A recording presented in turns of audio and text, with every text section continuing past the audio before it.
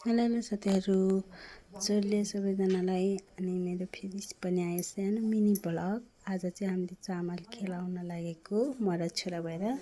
बाबु चाहिँ सुत्दै सुतेन कि, अनि बाबु सुतेर खेलाउने भनेको सुताउन खोजेको, सुत्नै मानेन। अनि मैले पनि चामल खेलाउन थालेँ।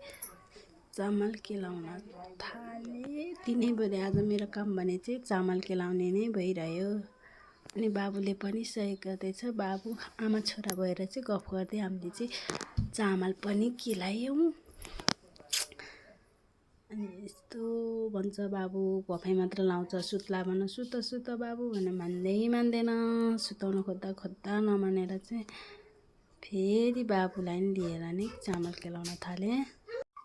चामल चाहिँ एकदम भुस पनि लगाइरहेको थियो। अनि यहाँ पनि रहेछ, काटेछ के धेरै सुकेर। अनि हल्का हल्का त निकालेँ कि कनिका, तर धेरै निकालिनँ मैले।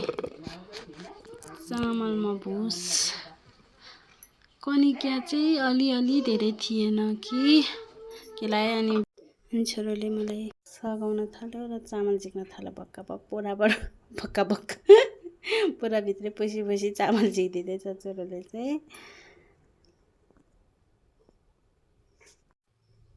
चामल झिकिदिएछ, काम लगाइदिएको छोरालाई पनि।